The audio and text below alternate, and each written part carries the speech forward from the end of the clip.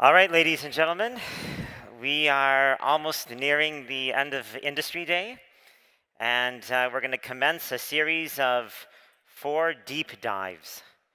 And so it will be an interesting opportunity for us to basically delve into some details on some very interesting activities in the space arena. So let's, without further ado, let's start with our first deep dive, and we'll go through a series of these 4.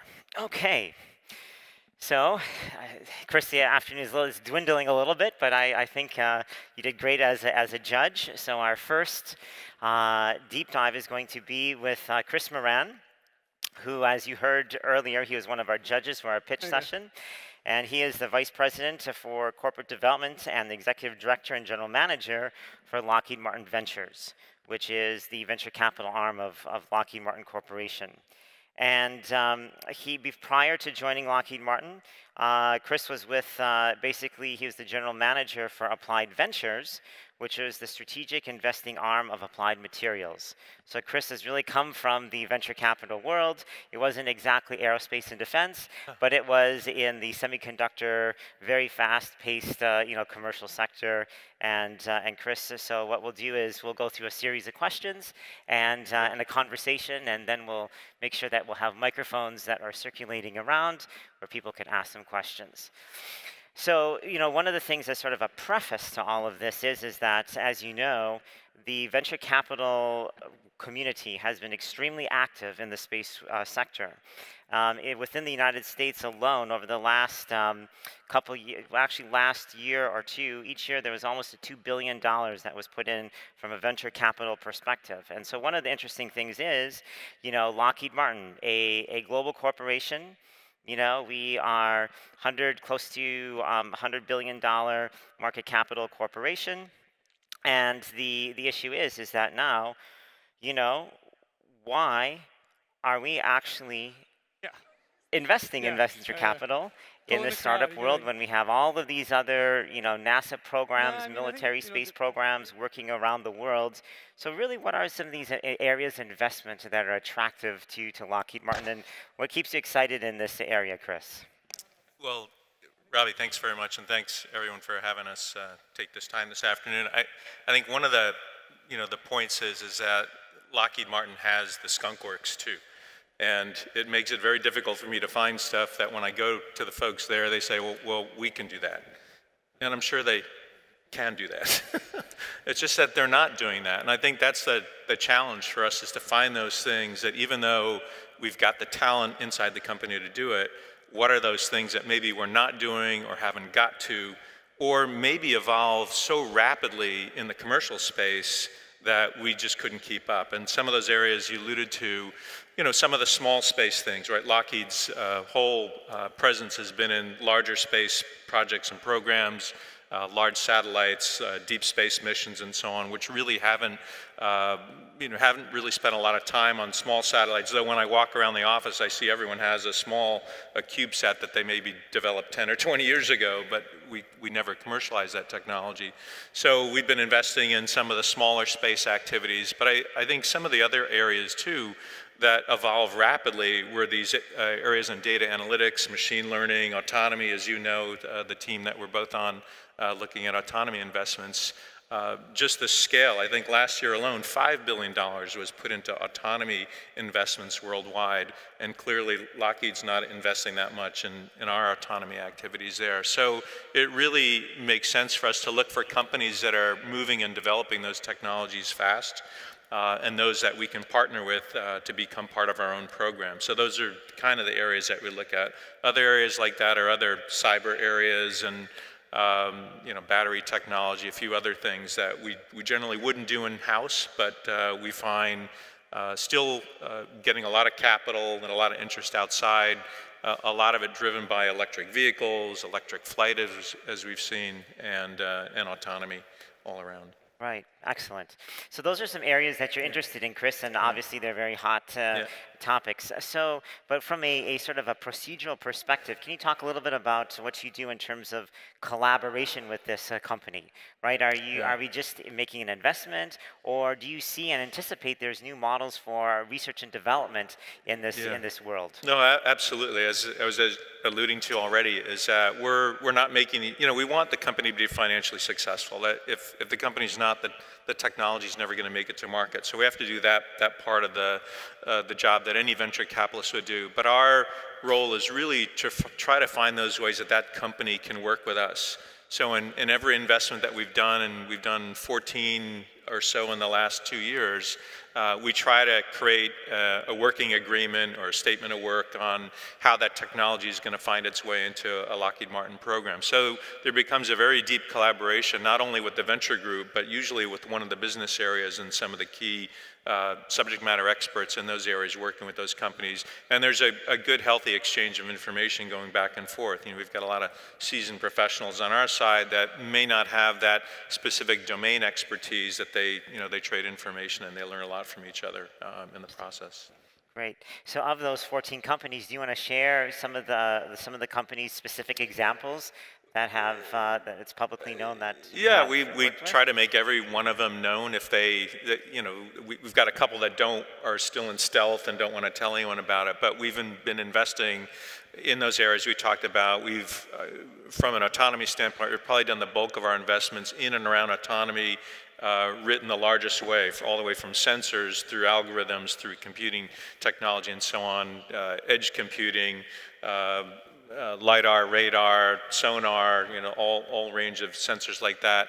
And then probably more relevant to this audience, we've done a couple of space investments. We're an investor in Rocket Lab, a small launch vehicle out of New Zealand, and we're an investor in a company known in Europe as Tyvak, but in the States it's known as Terran Orbital, which is a small satellite builder that works on some of the civil and defense programs that we work on as well. They've got the clearances to do that, so we thought they were a good partner for us on that. Okay, great. And from a time frame perspective, so what is your concept of operations? You go in with a company, and how long, and what are some of the considerations? And perhaps you can explain to our audience.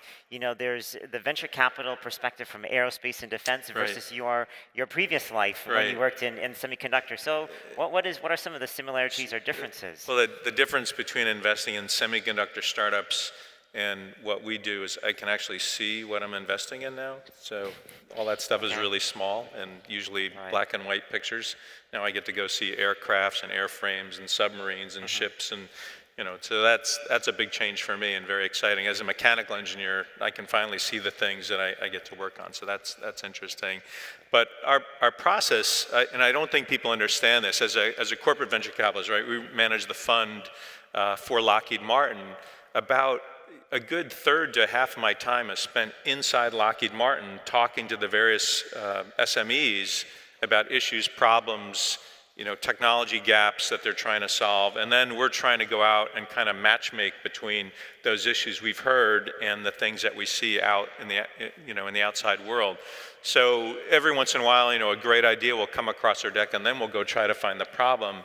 But the most effective way is for us to have that dialogue going constantly inside, know what the issues are inside the company, and then find that match out there so we can quickly get that collaboration started instead of sort of force feeding the folks on what needs to happen. Interesting. So from your perspective, so what are some of the trends that you see emerging in the aerospace community through the venture community lens? So this was, essentially the issue here is that we've seen a lot of various things across the global aerospace community. We see things across this conference, but through a venture capital lens, is there a different way that you look at the world? Yeah, well, I think one of the things that we're starting to see, and you saw some of it here today, is that software is starting to pervade the space applications, right?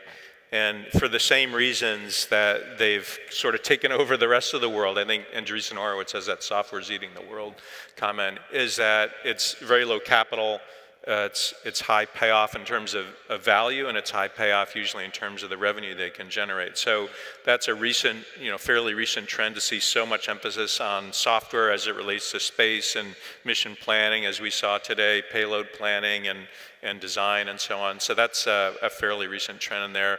but I still see the same, number of launch vehicles.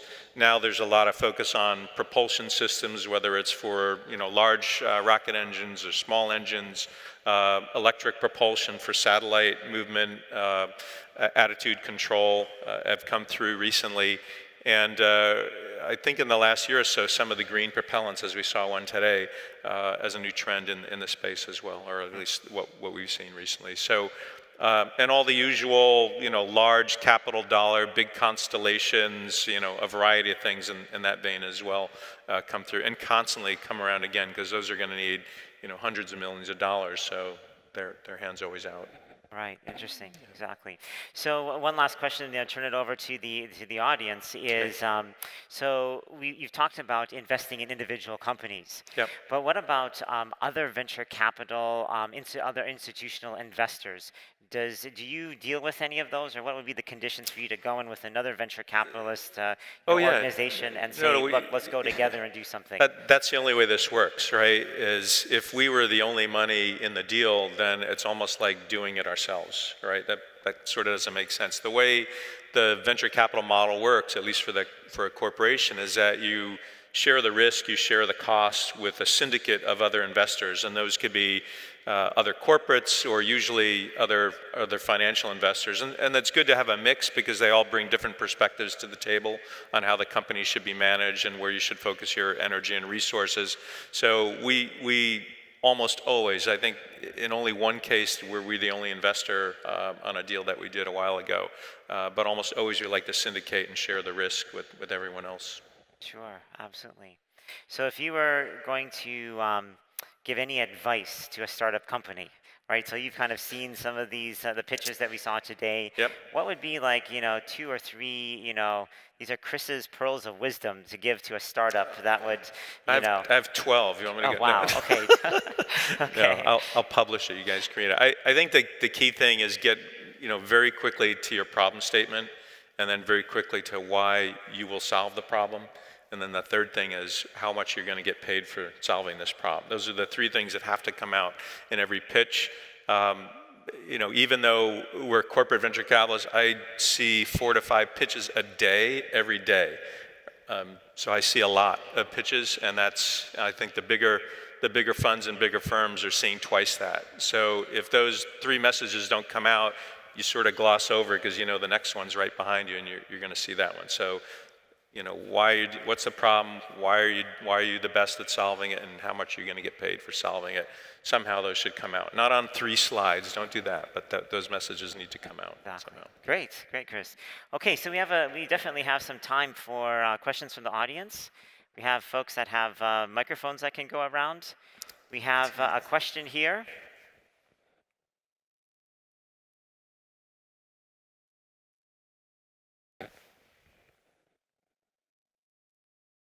Good afternoon. Thank you for your insights. 2 questions on my side. The first one is related to the investment in Terran Orbital. Could you elaborate a little bit more on the rationale for Lockheed Martin to invest into this company? And the second question is more generic regarding all the investments that you do in those companies. How do you make sure that those companies, those innovative companies, survive in a big corporation like Lockheed Martin in terms of integration, change management, processes, organization, et cetera, I think that there are some challenges ahead. So I would value your insights on this one. Thank you. Okay, so the first question was rationale for investing in Terran Orbital, and the second one is how does a small company work with a massive Lockheed Martin? Great questions. The Terran Orbital one, we spent a lot of time talking to those folks, and we had the advantage that the space company, the Lockheed Martin Space Group, had already started working with them several years earlier. So we had kind of a leg up on that relationship and how they operated. And when it came down to looking at their capability to execute, their cost of the platform, their design capability, and then for us, their quality control, mission integration capability. I mean, all the elements that you need to be a good satellite maker, they had all those pieces. So we were very happy with where they were at that point. And the other, real clincher for us was that they are already certified to do classified missions. And we're doing classified missions not only with us, but with other government entities as well. So since Lockheed's business is dominated by, U.S. government missions, that became a very key discriminator. So all the other things checked out. Their finances are in good shape. They've been profitable since almost day one. And they had this other capability that at the time, very few other satellite makers had. So we did that. And we've been very happy. We just did a second investment, and then we've been very happy with their progress so far. And the other one, how do you work well with Lockheed Martin? That's so we're in the throes of that right now. And I think some of the things that we've learned, or one really important thing that we've learned, is have a single point of contact between Lockheed and that company. And we've done that very effectively, again, with Terran Orbital. We have a dedicated program lead based in Denver. They're in weekly planning meetings with Terran on priorities and what projects that we need to do. There's always more demand for their time than they possibly have. They only have they're a company of only 40 people. I think one time we showed up with 11 mission assurance people at a meeting, and the CEO said, "Look, you just spent the entire budget, with your travel budget to this meeting." So we've had to change the way we operate a bit to work with a small company. But a lot of it also comes, I meet weekly, if not monthly, with every business area, every lead in every business area. That meeting always starts off with a little bit of training. No, we didn't buy them yet. We're just a minority shareholder. No, we can't tell them what to do. There's a lot of that goes on all the time in there, and we try to coach it through a negotiated agreement how we work together. But I think the real key thing is that one point of contact, because once one business area likes what they do, and then the other ones hear about it, all of a sudden the calls start and confusion reigns, and so we try to corral them all back to one person and make it work easier that way. Good. Excellent. Good questions. Any other questions out there? We have one in the front here.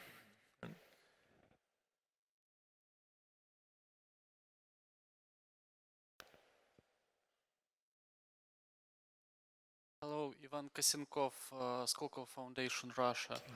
I'm aware, for example, that many venture funds, corporate venture funds like Boeing's one or Airbus ones comes with dedicated corporate accelerator. Do you have some kind of acceleration program along with the venture capital that you're offering to companies? Could you repeat the question, please?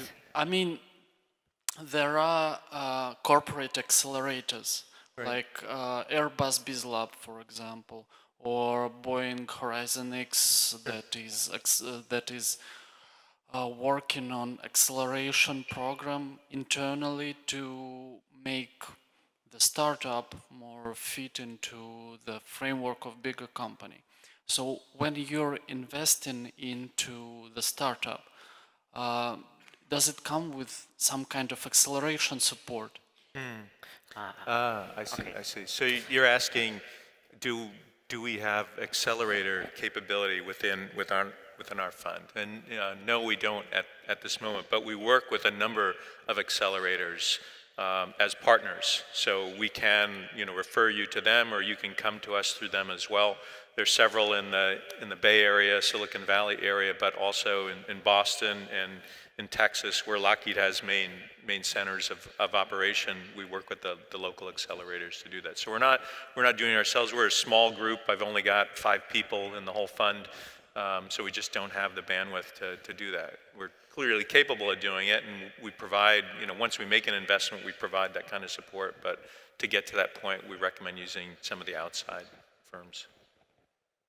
Okay, we have one last question here in the front. You mentioned that you have around 5 presentations a day, so you have pretty good funnel of deals coming in, right? You mentioned you have 5 presentations a day, so you have a good funnel of deals coming in. Can you somehow differentiate how many of them are from the software and how many from hardware? And also in terms of geographies, do you have many software deals coming from Silicon Valley? And if yes, what are the other kind of hot places to get deals from? I heard the first part. What's the deal kind of distribution by technology area? I didn't hear And that. second is hot spots for deals. So if software deals are coming from Silicon Valley or some other places. Yeah, the nature of things that we do, Lockheed has an abundance of software engineers too. So, and that's one of those areas that when they say we can do that, I get a lot of pushback sometimes in that. So the software has to be really, really unique and additive to what we do for me to get interested in that. So I think you would say that I'm more focused on the hard tech. People call it the hard tech. So it's more, hardware-based products and companies and what they're trying to do, because those are good kind of bolt-ons to things that we're doing inside the company as well. But as far as deal distribution, there's no shortage of software deals. I mean, for all the reasons, they're inexpensive to start up. Their capital demands are short. Their gestation periods really short. I mean, you'll see that globally, that software gets the bulk of venture capital because the returns are so good on that. But it doesn't, we're patient money. I think that'd be one thing to call corporate venture capital. I'm not working on a 5-year horizon or 7-year horizon. My fund isn't going to go away in that time. We're run as an evergreen fund, so whatever returns we get back, we recycle. So generally, we're a little bit more suited to doing these harder tech, longer term investments. And generally, we like to get in earlier where the value is good, and then my bites going down the road are generally small and manageable over time. Good. So Chris, one thing I would just add on that front as from my perspective is, obviously there's so much that's been happening on the hardware side, especially in electronics, Moore's Law, we see Moore's Law tailing off, etc. But on the software side, there has been this huge divergence in terms of the development and advancement of secure software that can keep up with advances in hardware. So anything that can really close that diverging gap, I think is going to be very interesting in the long term. So Chris, we've run out of time. This has been great. Thank you so much. Thank you. We'll get on to our next chat. Right. Thank you. Appreciate it. Thank you. Nice. Do we have Kyle here? All right, Kyle, come on. You're next.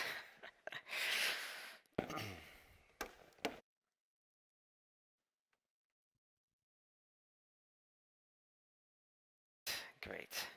All right, Kyle, this is like round, 3 for you today? You've gotten a lot of FaceTime with the crowd today. Have a seat, please. Thank you. Thanks. So great. Well, thanks, Kyle. It's been doing great here. So let me introduce Kyle to you all. Just one more time for those that may have joined this session and have not heard from Kyle earlier today. So Kyle is the Managing Director of ispace Europe, that's located in Luxembourg.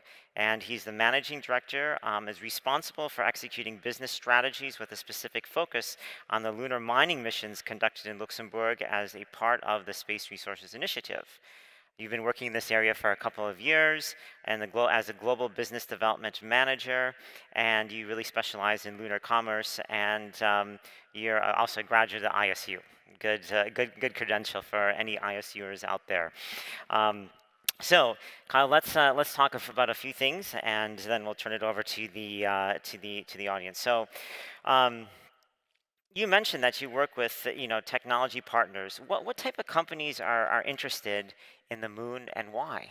Sure. It's thank you very much at first for hosting this event, and thanks for the opportunity to speak. So, earlier today, I mentioned that one of the early successes we had to get ourselves to the moon was that we worked really closely with technology partners or sponsors.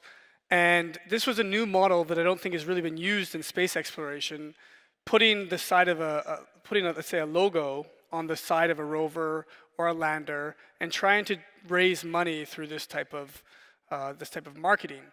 And we were really successful with the Team Hakuto Google Lunar XPrize and getting sponsors from all over the world, mostly in, I would say, the industries that you would think of: telecommunications, automotive, even construction, to be the sponsors. And one of our main sponsors, if I can bring up the slide, was Suzuki. And, you know, often we get stuck in our own box. We get stuck in the space box. But we sometimes need to go outside of that box, and we need to think about who else could be involved. So we reached out to Suzuki. We told them that we needed help. As most of you know, the moon is a very difficult environment to work in. And they realized, well, that they could actually support us in developing our wheel technology. And we worked with them really closely. Then they were able to take that opportunity to work with us, film it, and make a video. So I'll show a quick video right now to give you a sense of what come out of this work. So that'll be the next slide.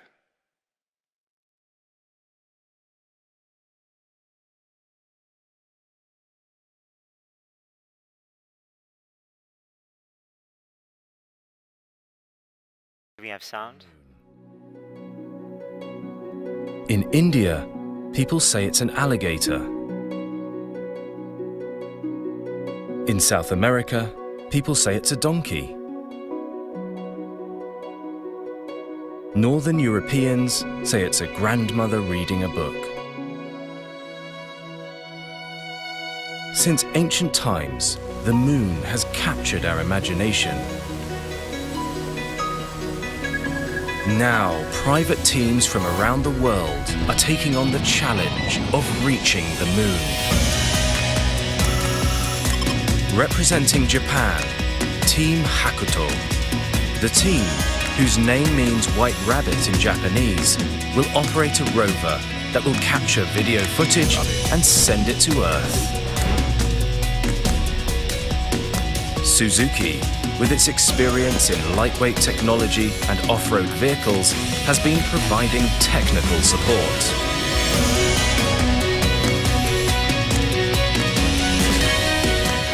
What will the rover see?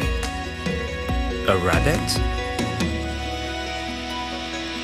We'll find out in early 2018 when it lands on the moon. So, unfortunately, the Google Lunar XPrize was canceled, and we weren't able to land on the moon in 2018. But now we're starting the Hakuto R program, which is basically the next step, and I'll talk about that a little bit later. Okay, well let's get to it now. So Kyle, so what do you think is going to be needed after Hakuto R for the Moon Valley to become a reality?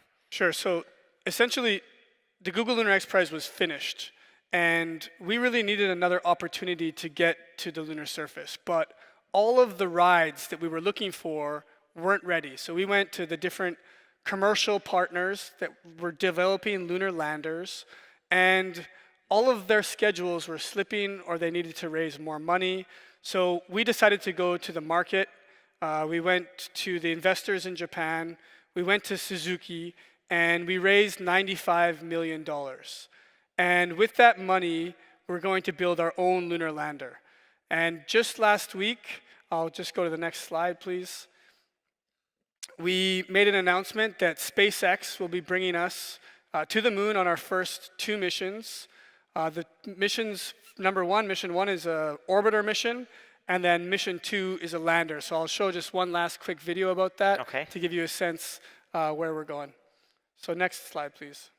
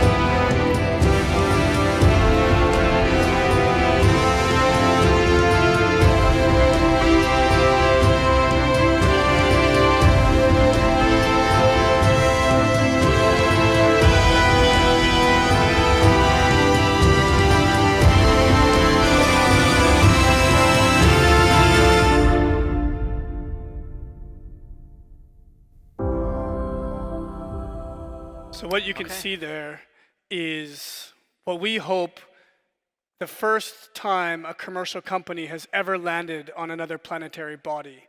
And what we're trying to do is establish a I shouldn't say commercial company, I should say new space company. We're trying to provide an opportunity for low-cost transportation to the lunar surface. You can see there we have landers and we have rovers, and what we're trying to do is to get into these permanently shadowed regions to uncover one of the biggest secrets in the solar system. How much water is there in the lunar poles? Does it exist? Can we use it? And will it help us on our journey into the solar system? Yeah. Kyle, that's very exciting from a technical and a scientific perspective. So one of the other elements that I would quickly ask you about is, when it comes to lunar exploration and some of the outer space treaties, etc., the legal ramifications are sometimes confusing. So ispace is also part of the Hague Space Resources Working Group. So can you give us a little bit of background information about this and your reasons to participate? And, tell us a little bit about that policy story here. Sure. So a lot of people are somewhat uncomfortable with the idea of commercial companies starting to explore and utilize the resources on another planet. And this is something that we take very seriously.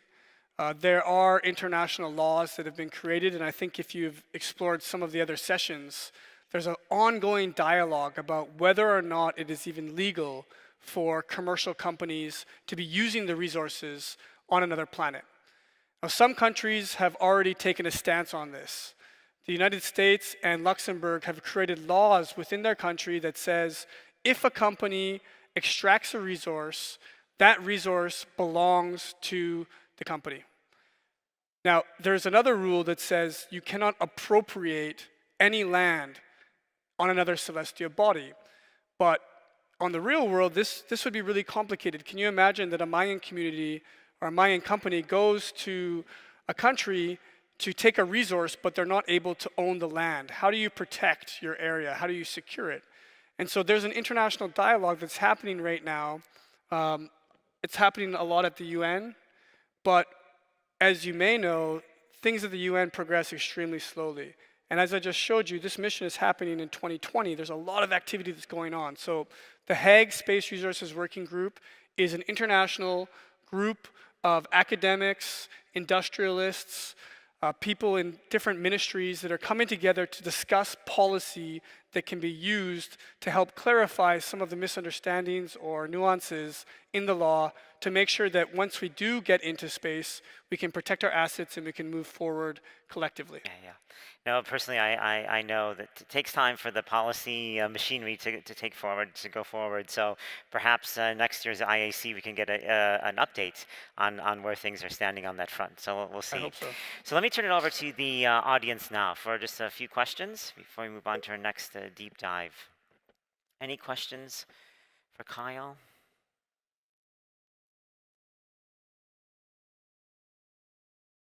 Well, okay, so I'll take the moderator's prerogative to ask just a few more things. So from a workforce perspective, right? So what challenges do you find trying to get good engineers and other folks working for the software developers?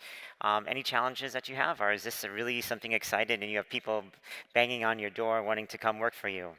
Yeah, it's a really good question, and I think it's a lot of questions that non-traditional new space companies are facing. I'm a Canadian.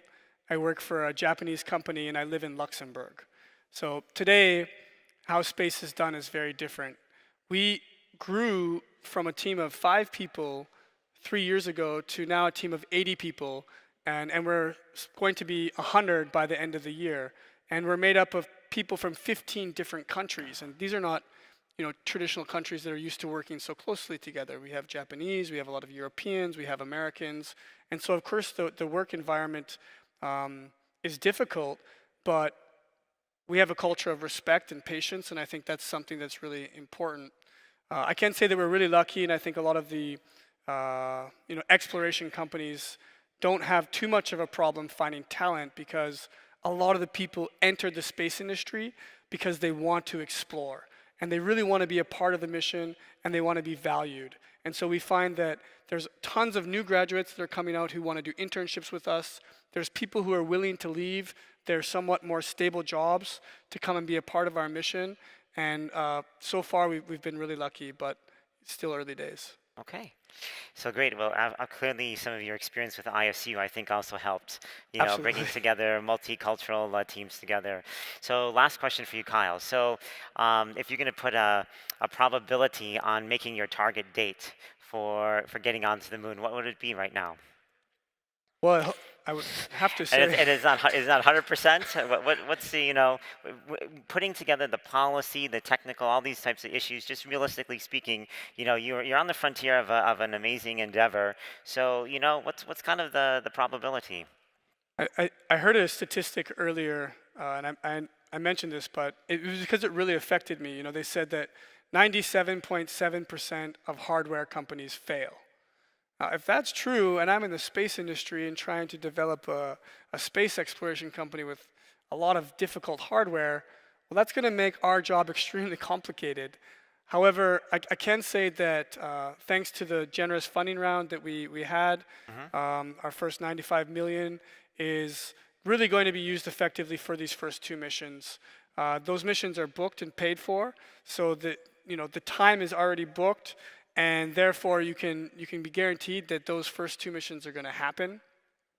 What I think is more difficult to plan or to understand or conceptualize is whether or not a new space company looking at doing lunar exploration can actually be successful. And I think the reality behind that is that the only way we're going to be able to be successful is that if we, and not to repeat this too many times, but if we include everybody. If we really look at the larger ecosystem that's behind this industry, the space industry is a very small industry, it's a very small sector, but if we want to do something like building a village on the moon, if we want to expand the Lunar Gateway into something that's really sustainable, then we're going to need to have to include all of the different sectors. And if we get all of the different sectors interested in traveling to the moon and doing something on the lunar surface, well, then I think we're going to have a higher chance of success. So I hope that you'll go and talk to your brothers and sisters and friends who are in other industries and try to encourage them to get involved in the moon as well. Wonderful. Kyle, excellent. Thank you so much. It's been great, and good luck with all your endeavors. Thank you, Robbie. Thank you so much. Appreciate it.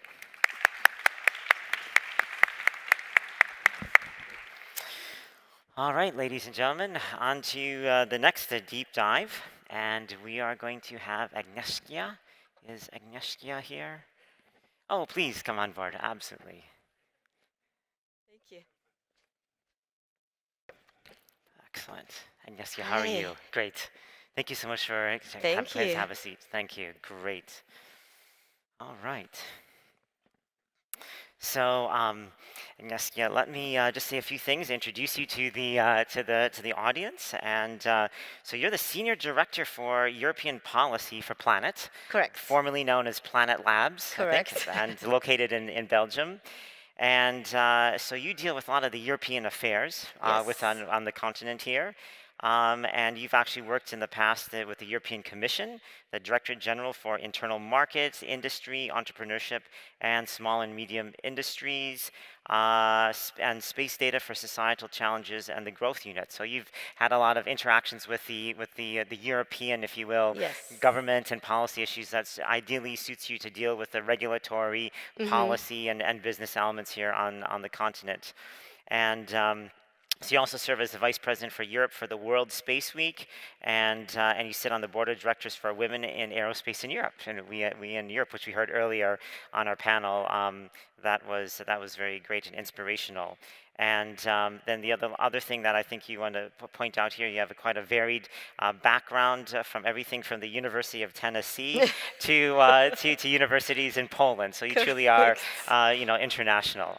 So welcome. So let me jump to a few of the questions, and before we head off to the audience, apologize, my iPad just timed out here. 1 second.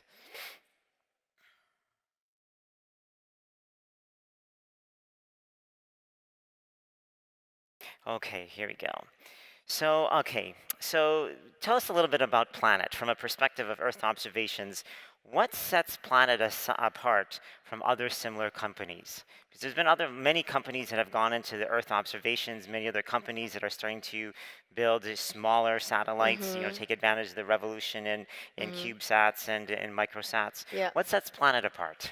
Yeah, so thank you for asking that because I truly believe that Planet is a very unique company, and unique in the way it does its business and unique in the way it builds its satellites. So, for instance, which is not a everyday thing, we actually do everything at Planet internally from A to Z. So we do the R&D ourselves, we do manufacturing ourselves. Obviously, somebody launches our satellites, but then we operate them ourselves. We own all the ground stations.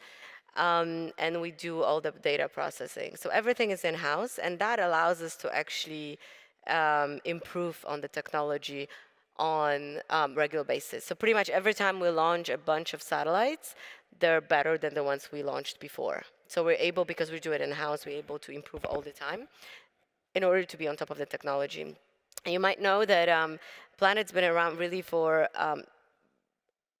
around 7 years, which is a very short time, and we went from 3 people in a garage in Silicon Valley, which these guys. I know Robbie was my intern when I was at the Congressional Budget Office many years ago. Exactly. And to over 500 people company with the largest Earth observation constellation in the world. We're actually right now only entity in the world that is able to monitor Earth daily. So we have a daily revisit time, which is quite a spectacular thing.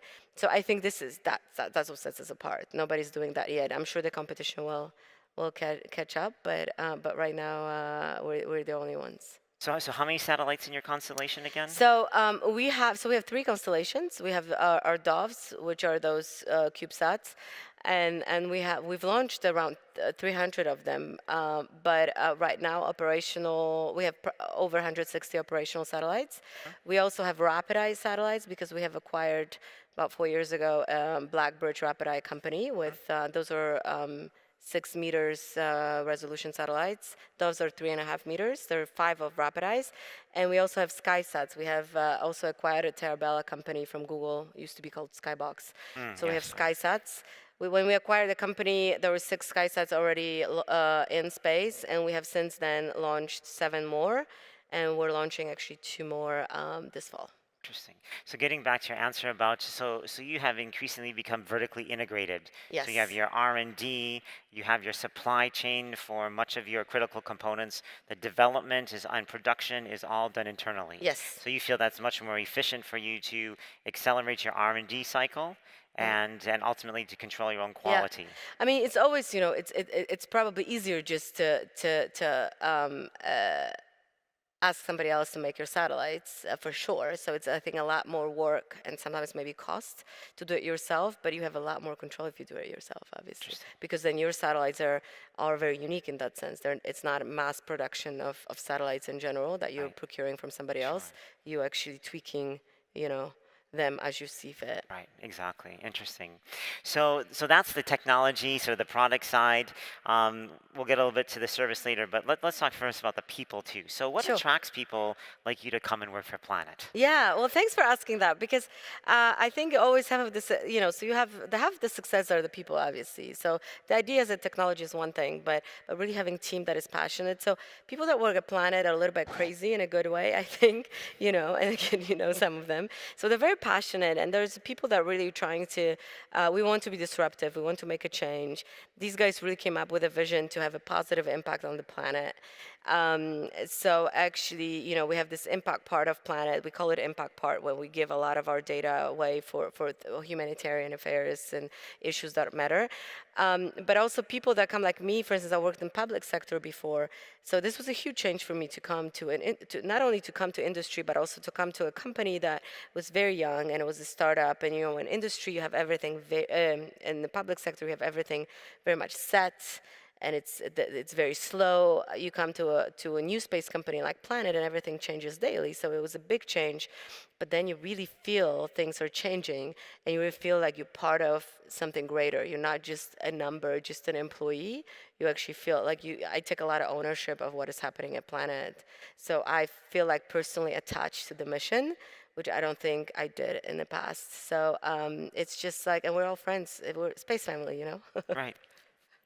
So tell us a little bit more about the mission. So what are some of the products that Planet Yeah. is? You're basically imaging the Earth with a certain frequency, Correct. and it's in certain bands, and so ultimately, what are you trying to do with this this data that you're collecting? So our first mission, so these guys when they were in garage, they thought about actually we want to build a company and build satellites that are going to allow us to monitor Planet daily, and we were able to accomplish that last November. After our latest launch. So this is happening already. And then we thought, well, what's next? So now we're looking at kind of all this, because it's great to get all this data, but like, what are you going to do with it, right? I mean, let's make something useful with it. So we thought about, well, we want to really index planet or Earth the way Google indexed the internet, right? So pretty much when you Google things, you want to find information, we want you to be able to go to a platform eventually and be able to, not Google, Planet things, I don't know, we have to think of a catchy word. You have to think of a verb, to find information about our planet, about Earth. So we want to monitor the change. So if you want to check the deforestation that is happening in your area in the last 10 years, what's been changing, or agricultural fields, what's been changing, or parking lots, what's been changing, airfields, what's been changing, you should be able to get that information from us. So this is what we're working on right now, to actually use all of that fabulous data that we're getting into something positive and something that is actually an information and a solution. So whoever the end user is, we don't want them to, it doesn't even matter that this information is coming from satellites, right? It's just the information that is useful. So one thing when you talk about useful, I mean, there's an interesting trade here because, you know, obviously the quality of the data, the resolution, the number of spectral bands, there's this interesting trade-off. Yes. So one can build much more exquisite sensors to do much higher end actually science. You know, you can have active, passive, a whole bunch of different sensors. So on the other hand, there's a cost factor here and a complexity factor. So you feel that Planet is in some sort of a knee of the curve here where you're not going too expensive. But on the other hand, you can't have too coarse of a resolution, right? Yeah. Because then it's not going to be that useful in today's world. Yeah, you're right. I mean, it's always a decision to be made, and you have to be pragmatic about it. What can we actually sustain financially? What can we actually sustain technologically for long term? So right now, like I said, we have 3 different resolutions: 5 meters, 3.5, and 70 centimeters. So SkySats are actually sub-meter, and Doves, for instance, are passive. So they're scanning the Earth. And once our customer is interested in a certain area, we can send them the SkySats, because those are active satellites. We can task them to actually image that area. We can do it up to twice a day, because they're on 2 different orbits, morning orbit and afternoon orbit. But of course, we're thinking about future missions, as you said, because we're not just, you know, oh, we've accomplished this one mission to monitor Planet every day, and we're done. You know, this is good. We're actually thinking about the new thing, new missions, maybe new resolutions, as you said, or more bands, maybe something else. But of course, we need to make sure that we can first afford it. Second of all, that we can find customers, that there's actually market for that. So we kind of go, you know, we play by ear. And I think this is what is nice with new space, that we can actually, we're very agile, so we can accommodate very quickly. You know, to the market needs. We just opened a new facility, manufacturing facility in San Francisco, when we can manufacture up to 40 satellites a week. A week. Which is kind of insane, right? Wow, 40 satellites a Not week. that we do that because we don't need so many, but if there is a need, if we know that we have upcoming launch or something, we can actually do that. So, so stay tuned. Let's see what's next. Okay, very good. So you mentioned a little bit about your impact work. Yes. And so Planet is known for its impact work and aiming to address these sustainable development goals of the planet. So why is that important? Yeah, You know, it's how do you balance? You're trying to make yeah. money, and yet you have these Exactly, SDGs. because we figured, and I think this comes from, I don't think, I don't know, it comes from our founders. So our founders are very idealistic guys, you know, and they really have this big vision that space data is going to be one day available for free and open.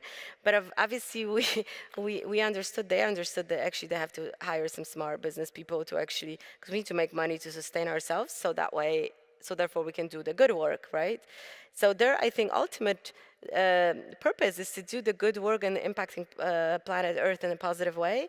So we came up with this ideology. I mean, ideology is too big of a word, but this that we don't feel that you have to choose between being commercial or humanitarian. That this is two different things, right? Because people always think about these extreme things. You either like this crazy, hard, cold-hearted industry that doesn't care about anything; they just want to make money, or you thinking about like humanitarian, you know, folks that are tying themselves to the trees, right? It's extreme to extreme, but there's something in the middle, obviously. So you embrace, you know, corporate sustainable Exactly. responsibility. So exactly. So Okay. you can do good things. You can still make money, but actually you make money while doing some positive impact and meeting the needs like the sustainable development goals.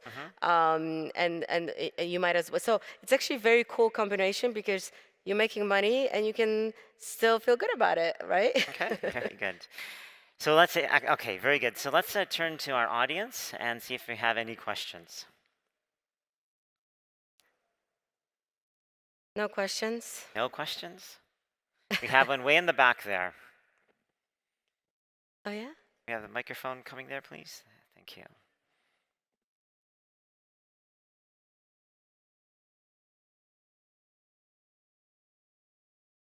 You talked a lot about iterating very quickly in the design of the satellites.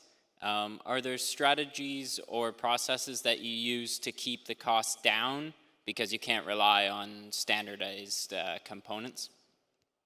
To keep the cost down because you cannot rely on? Something is about how you can accelerate the developmental cycle. That's what I understood. What are you doing special to accelerate the development cycle? Yeah, of so your actually our satellites? development cycle, like if you want to come from, if you want to think from A to Z, so from an idea to actually launching a satellite and making it operational, if it's a new thing, completely new mission, our cycle is about 12 months.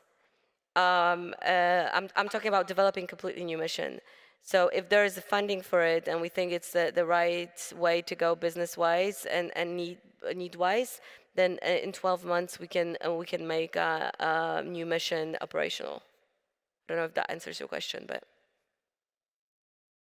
Okay. Any other questions?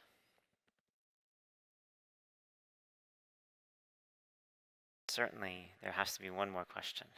No? Come on. Well, Planet is a very interesting company. I'm sure you guys have questions.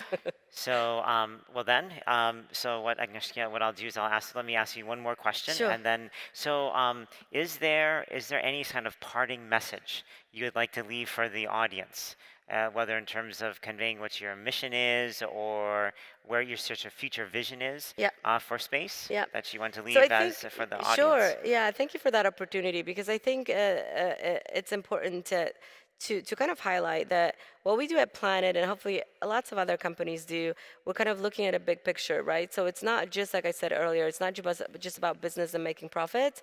It's actually making a change in the world. I think this is, even if you look at our website and our slogan, it's see change, make change to see change. So this is our kind of goal. So we do consider ourselves a responsible company, even though mega constellations, for instance, sometimes are considered, you know, that they're causing debris, and but we are also taking care of that and trying to be responsible space actor. And I really do believe that working together and complementing, there's no really, and especially, you know, now on the stage sitting with Lockheed Martin, which is a traditional industry, and it's not like a sort of a choice between one or the other. I think there's so much complementarity that we can work together. Absolutely. And there's like the pie is big, you know, so we can work together. So it's not. I don't think competition is necessarily the right word. I think we can work together, and by that we can achieve so much more. Absolutely, we're all involved. Exactly. Everybody's involved in this. Exactly. Very good. Yeah. All right, Agnieszka, thank you so much. Thank Appreciate you. the time. And audience, let's give her a warm welcome. Thank you. Thank you. Thank you so much. Great. Good job. Thank you. All right, ladies and gentlemen, we are going to conclude with one more deep dive. And I'm going to turn it over. Is Lon Levin here? Come on up here, Lon. Okay, great. Okay, good. Let me take my... okay, perfect. So we're going to have 3 individuals that are going to come up. And we're going to have Lon Levin, who is the President and CEO of GeoShare. We're going to have another appearance by Lisa Callahan, our Vice President and General Manager for Commercial and Civil Space at Lockheed Martin. And we're going to introduce a new character to the cast, Jim Bell, who is with Arizona State University, the School of Earth and Science Exploration. So this is going to be a very interesting discussion about a new concept for a space science institute called MILO. And Lon, I'm going to turn it over to you and take it away. Ladies and gentlemen, welcome them. Thank you. Thank you. Thank you, everyone. Thank you for being here. We're going to tell you about the MILO Space Science Institute. This is an exciting new project, a not-for-profit organization that is going to be delivering space science to the world using a new model. Let me tell you a bit about the history of the MILO Space Science Institute. It started, I'm on the Planetary Society, I'm on the board of the Planetary Society, as is my colleague here, Jim Bell. And I learned 2 things by being on the board of the Planetary Society. First, how brilliant our space scientists are. I enjoy listening to them talk, to imagine things, their amazing vision, as well as just the great science and the disciplined minds. And the second thing that I learned about space scientists is how good they are at whining about not having enough money in their budgets, and particularly the budgets that the government gives them. And I kept on wondering, along with my colleagues, how can we fix this? How does it always have to be that whenever scientists want to do something, they have to go to only one resource, essentially, which is the government? Now, our government, through NASA, does extraordinary things, but they do not have an unlimited amount of money. ESA, another great organization, does not have unlimited money. And of course, there's JAXA and others. So what do we do about this? Well, anyway, I came to Arizona State University, which is where Jim works, to talk to the class about entrepreneurial space. And Jim introduced me to an extraordinary individual, Michael Crow. Michael Crow is the head of Arizona State University, which is really one of the most innovative universities in the United States, if not the world. And what was just a 20-minute visit ended up being an hour-and-a-half discussion thinking through what could be a different model. Why does the model have to be, it's just the government that makes these decisions and then hands the money out to the various universities? Again, it's worked out fine. We're very proud of all its accomplishments. But what about all the science that isn't getting done? So we imagined something of a Space Science Institute, and it turned into the MILO Space Science Institute. We'll get to the name and all that soon enough. The MILO Space Science Institute. We saw that there are 3 trends in the world that we could take advantage of. The first one was that there are all these space agencies that are popping up throughout the world. Now, why is that? Why is now the time? Well, it's because space is becoming more affordable, and also because the space agencies, each nation is seeing that space is an important part of their economic development. The second thing that we're seeing is that, well, the population is booming. The fact is that nations are getting wealthier. Middle class is growing throughout the world. And these students need to be educated. And when it comes to education, many of them want to be engineers or space scientists. But they don't have the hands-on opportunities that many students, want, as well as many students really need to learn the best. The third thing we're seeing is how much compelling science is just not getting done. And I know all of you, your students, people who are scientists here, and others know that just science is not getting accomplished because there's not enough money. What if there was a new model? The new model is pretty straightforward and simple, but rather than government to government, how about if it's universities throughout the world get together, and when it comes to certain level of science, and we'll talk about that level in a second, that they get together, develop a regime, develop an institution, develop an institute, like the MILO Space Science Institute, in which they all can share the cost as well as the science that they participate in. So there are 3 criteria for the MILO Space Science Institute missions. One is, first and foremost, absolutely, it has to be compelling science, and of course, that's where our friends at ASU step in, but that's just the beginning because we ask other universities to help us define what the great science can be. The second part is it has to be affordable. There's no way that universities can do the grand missions that the NASAs or the ESAs of the world do, but there certainly is a level of science that is now accessible and affordable, and to us, it's in the $200 million US range. In fact, we have such a mission, and we're going to talk about that in a second, that is exactly in that sweet spot. The third requirement is it has to be timely. We don't think that people are going to have enough patience if we ask them to wait for a mission that's 10 years long. So that really limits us to our solar neighborhood, which is Mars, Venus, the near-Earth asteroids, near-Earth other objects, and the moon. We're about to tell you about this great opportunity that we have right now where we're going to be launching at least 6 spacecraft to some near-Earth asteroids. So with that introduction, I'd like to turn it over to Jim Bell first to discuss the science and the project, and then after that, we'll turn it over to Lisa. All right. Thank you, Lon. It's really exciting to be here and to be part of this. Kind of follow up on Lon's part of the story. Remember, we're going after missions that are affordable, and so that means relatively simple. Not that any missions are simple, but not crazy things like landings and sample returns, but relatively simple. Going after missions that we can do relatively quickly, so fairly close to home. And the thing that I really push for and the drum that I beat as part of this project, absolute top quality science, what I call decadal survey quality science. We want this mission, these missions that we do to be making discoveries, not just doing something that's been done before. So those 3 kind of umbrella requirements all combined and we brainstormed, a bunch of us, scientists, engineers, managers, administrators, brainstormed on the kind of mission that we could put together. And we decided on, for the inaugural mission, a near-Earth asteroid encounter mission. A mission that all by itself could almost double the number of asteroids that have been visited so far by spacecraft. But we wanted to do it in the near-Earth environment. Now, as many of you know, you can see the graphic there, that's the current map of the orbits of the near-Earth asteroids. There's many objects out there, thousands and thousands, that cross the orbit of the Earth and the other terrestrial planets. And just about every week, something meter-ish size passes between the Earth and the Moon. Every month or so, something tens of meters size passes close by. Every so often, something from interstellar space passes by the Earth, like happened recently.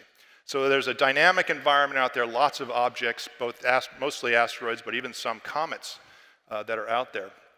So our inaugural mission is a set of small spacecraft, small sats, maybe CubeSats, haven't converged on the exact architecture, and that will depend a lot upon partners who join.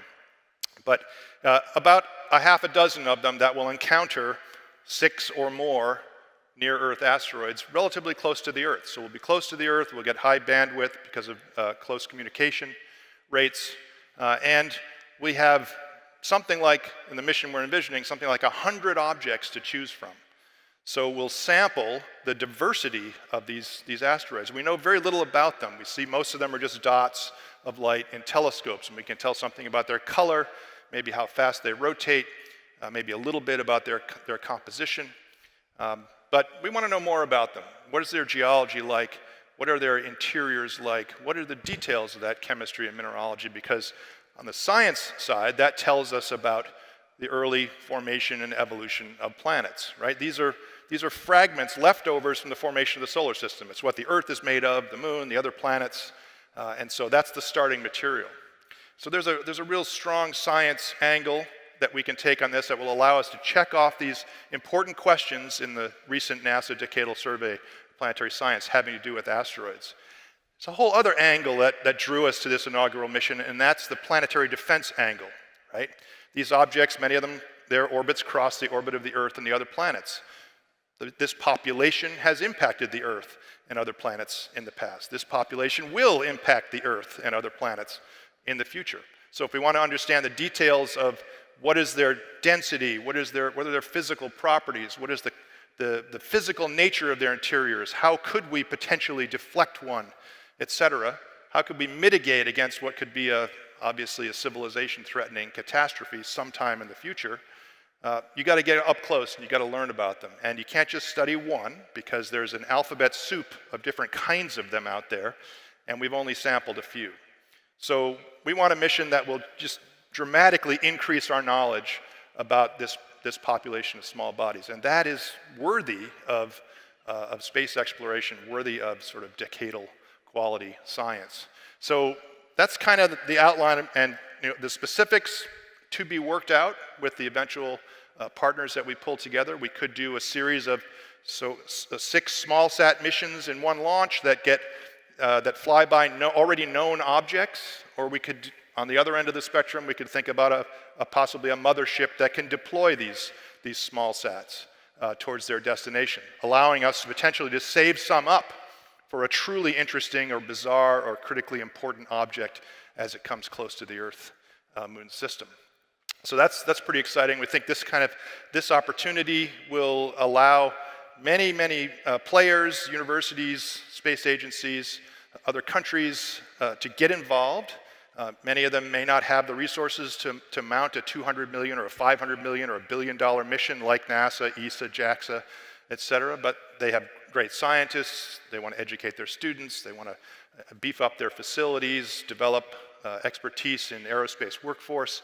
All of those things will be possible for partners to come in at a much lower level and be part of this consortium where together we can pull this critical mass of needed expertise. So a really key part of all of this is not just having the solid scientific foundation and the planetary defense foundation for the inaugural mission, but having an absolutely rock solid, competent aerospace partner, and that's why Lockheed Martin is here. This is not an educational activity to train students to build $50,000 CubeSats, right? Which is a great thing to do, and that's wonderful. We're trying to ramp it up and do real high quality, cutting edge, new science. We need reliability. These missions have to work. These spacecraft and systems have to work.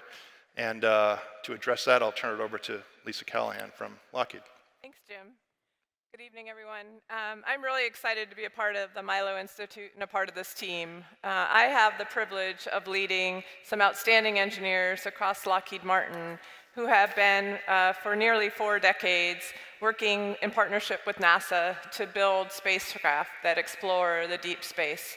In fact, we've had the honor of working with NASA to explore every one of our planets in our solar systems.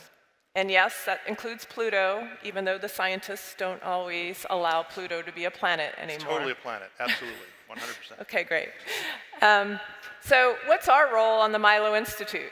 So our role is to work with scientists like Jim and others that will come along, and we'll be working to describe the mission architecture, to put together a spacecraft architecture and design, or set of spacecrafts, that can support that mission.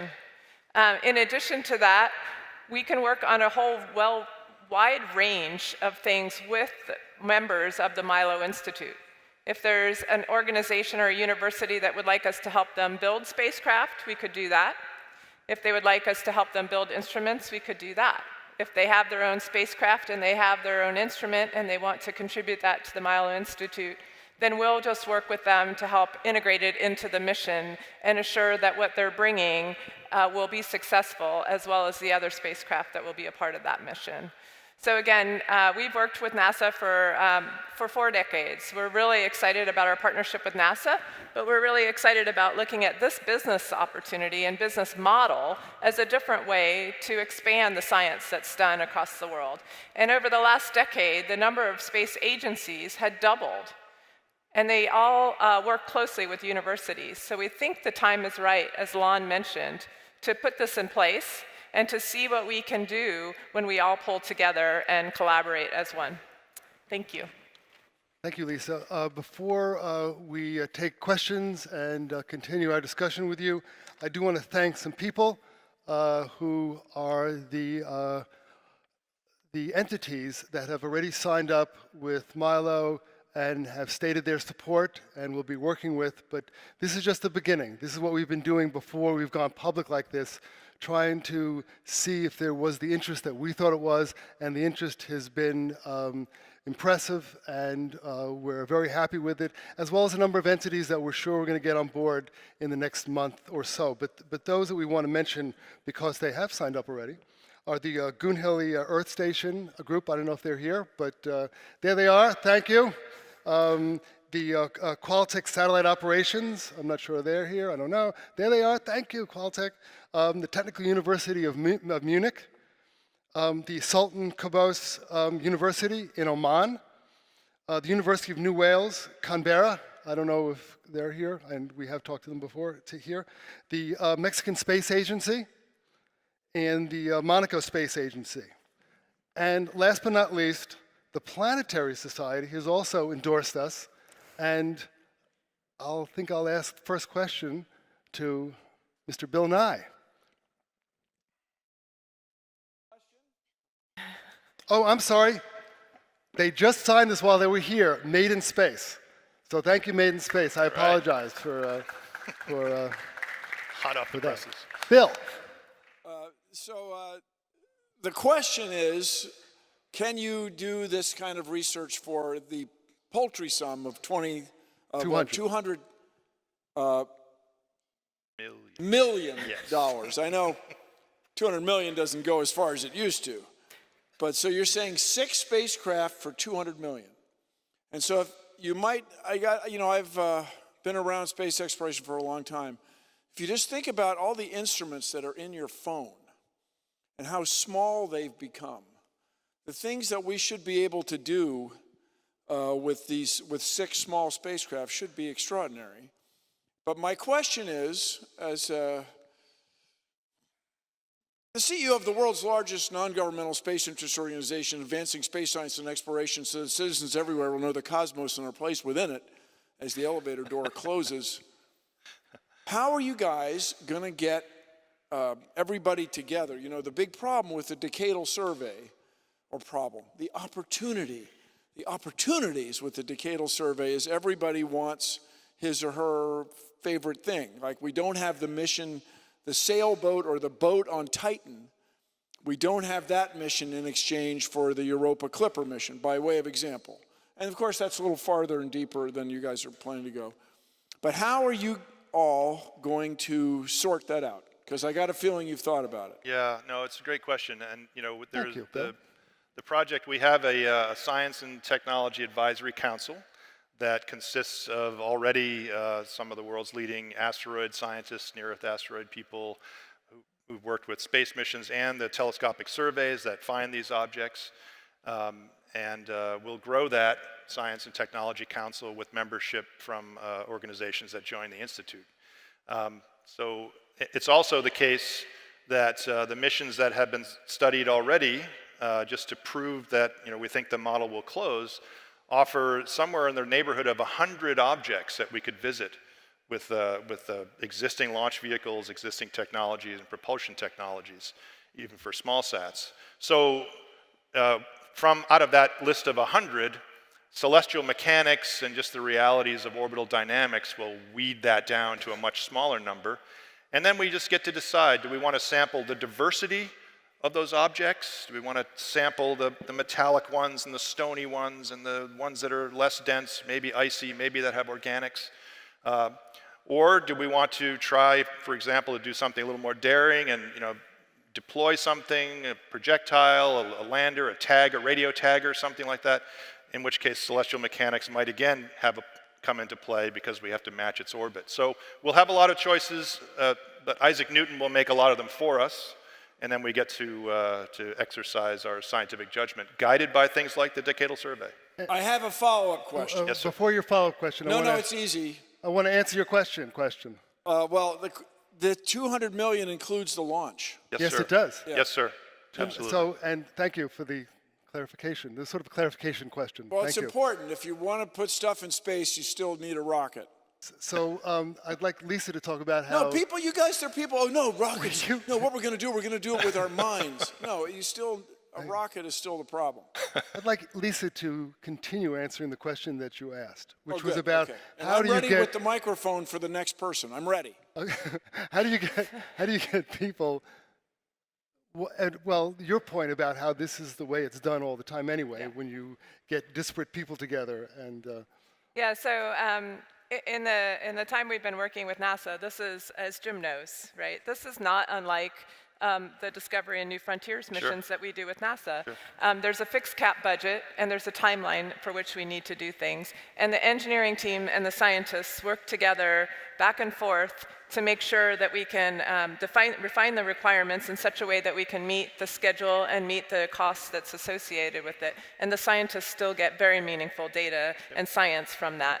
And so I don't view this as any different than the methodology that we use today with the board of scientists that you would have as a part of the MILO Institute. And with the engineering team, whether that's from Lockheed Martin or from others that are a part of the MILO Institute, working collectively to go back and forth on what science and engineering is feasible and what can be done within the cap that we have and within the schedule that we're working there's no reason why we can't bring the NASA or ESA-like systems and mission assurance process to a mission like this at that scale. It scales, and we think it'll help increase reliability. And the idea is that if you want to participate, well, we have $200 million that we have to somehow pay for. We're asking different universities throughout the world to pay what they can afford, and then they'll choose whether they want to actually have a leadership role in MILO, which would cost a certain amount, or they just want to build a sensor, which is less. They want to build a whole spacecraft, or they just want to get the data. And there'll be different, there'll be a whole pay scale which will add up to 200 million, probably even more based on what we're getting, all the responses that we're getting.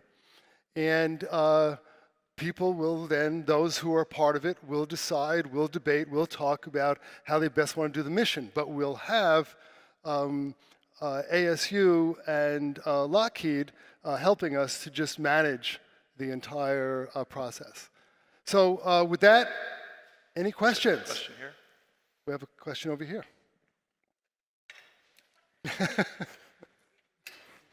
So, Jim, I wonder if you could quickly talk. It's one of the critical interests on the part of universities is, in addition to being participants in the building and planning of a mission, is the education component. Absolutely. And we've talked a lot about that. I wonder if you could just share for the universities that are in the audience how we think about that. No, sure. Obviously, one of our main missions is education at universities, and for many partners, that could be a major aspect of their involvement. Building up capability that doesn't exist, using resources and expertise from the Lockheeds in the world and other partners that are helping out in this, develop their own capabilities to promote, this kind of a workforce in other countries. And so it fits beautifully into a university environment where student training and education and mentoring just a critical part of it. And also where we want those students to have access to amazing new data sets that have scientific discoveries within them. So that feeds not only the aerospace pipeline, but the academic pipeline as well. Lisa, do you also want to talk about just the educational aspect of this and the benefit to any manufacturer, particularly Lockheed? Sure. So there's obviously, as I mentioned earlier, there are a number of new space agencies that are coming out, and we've met with many of them. And in addition to that, there's usually a university arm associated with them. And particularly as these new space agencies and countries are trying to do more in space, they're looking for opportunities to train and educate their students and their population to be able to start to have a space economy of their own. And so I think this is a great opportunity from an engineering perspective as well to help train and teach people how to build spacecraft, what it takes, and to let them try and learn in that process. And that will not only help the space agency themselves, but the local economy in terms of the knowledge transfer and the education that would be a part of that. And to be clear, this is a shared effort. Yes, ASU and Lockheed are part of the MILO Institute and also the founders because they want to see this exciting new idea happen. However, what's envisioned is that, let me give you an example. Let's say, for example, our friends in Australia, they have a new space agency. They have a number of universities that are very eager to be part of new space science. If those 4 universities want to get together and it's important to the Australian government that that particular CubeSat or smallsat is built in Australia, that's fine. Other manufacturers are invited to be part of this. Other universities, other space agencies. We just want to accomplish a mission that we can have, that we can spread out through all universities that are interested in the world, be able to pay for it and make sure that it works, because everyone's going to be dependent on everyone else to make sure it works. That's why we have Lockheed to do the integration. But again, manufacturers and universities throughout the world all are invited to participate and to have a leadership role in this. Other questions? Can I make one yes. point? Okay, go ahead. Important point, Lon, and that's just to emphasize, we are not trying to replace NASA or JAXA or ESA or any other space agencies. You know, if you look at all the missions that have been flown by these space agencies, for every one of them that's been flown, from Discovery, New Frontiers, Flagship, and all the other classes, there's 10 that have been proposed that have not flown because they lost the competition, and the competition is really stiff. And those are 10 great science missions. Maybe they had a flaw here and there, but great science missions. And so there are lots of scientific opportunities to choose from out there at the scale we're talking about. I think what we're trying to do will augment, will enhance the work being done by the major space agencies at much higher cost points. Yes? How did you arrive at $200 million investment level for 6 spacecraft mission before definition of the missions of each platform?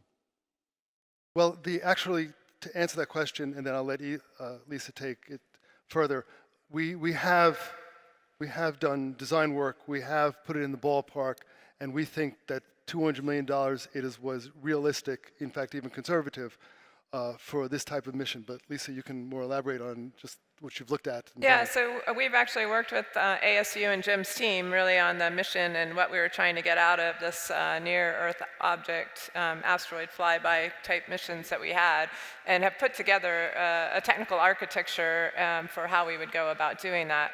I would agree with Lon. I think the estimate is conservative, and it also depends on what the different participants in the MILO Institute want to bring to the table. That was based on, making some assumptions about what we would have to do and develop, and others may bring some of that capability to the table, and that could, the price tag for that could change then, obviously, depending on what people are bringing and what roles they want to play. And by the way, this mission itself is scalable, and so if we have to have one less spacecraft to fit into the price envelope, we can do that, or with certain launch vehicles, we could actually put in more spacecraft if we look like we are oversubscribed, so to speak, with even more of an interest. Other questions? Yes, sir. Ms. Callahan talked about how this is a new kind of business model for funding opportunities and project management, and I was wondering, all the universities and institutions that's partaking is in some form of a shareholder. So how do you also ensure that the results of the projects are also returned to the shareholders, or like shareholder institutions by their contributions? Right. The definitive answer is it depends. because some partners may want to do technology development or TRL maturation of instruments to increase their competitive advantage for future missions, and so some of that information may be proprietary, and so that wouldn't be the kind of data that could be shared. Others may want to give their scientists or students an advantage in publication and analysis of results as quickly as possible. And the analogy here is with astronomers who use the Hubble Space Telescope, for example. If you get time on the Hubble Space Telescope, you are allowed to have access to the data for 1 year, just you and your team. And then it becomes public after 1 year. And so that's the kind of a model we could use. There may be others, other space agencies may just want to purchase the data. And we'll provide that, we can get it out there very quickly in archive format that's consistent with the NASA Planetary Data System or other archives. So it really is going to depend upon what the partners bring, what their approach is, what they want to get value added out of this mission. Other questions? I see you. Young man. Yes. Can you tell us a little bit about the brand story, the story behind the logo and the name of the institute? The logo, the name, and all that. We have been spending now 1.5 years on this effort, and in the beginning we tried to, as I said, look at different opportunities in the neighborhood. And we, a lot of people are doing Mars, so that we left alone. We started focusing on Venus for a bit. We had some really cool ideas, including flying through the Venusian atmosphere, scooping up some atmosphere. That was a little expensive, but as we were working on our different Venus ideas, it became clear that we kept on calling this thing the Institute, and we're working on Venus. And so we said, the last name of Venus is de MILO. And that is how we got the name MILO Institute. It is not an acronym. I know this is extraordinary in the science community. Wow. But hold on, it's not an acronym. We have been thinking about having an acronym contest, and we will do that sooner or later. Right. But it's the MILO Institute. It sounded good. The only weird thing is that it's the name of a chocolate drink in Australia, and so they're a little weirded out on this one. But besides them, it's working just fine. Everyone likes the name. And the M, the logo, is sort of ancient, but has the M. That was the idea behind it because of the Venus de MILO story, and that's what's stuck for now. So that's that story. Thank you for the question. We're done? Okay, I'm getting the signal that we're done. Thank you all so much for listening to us. We really appreciate your time.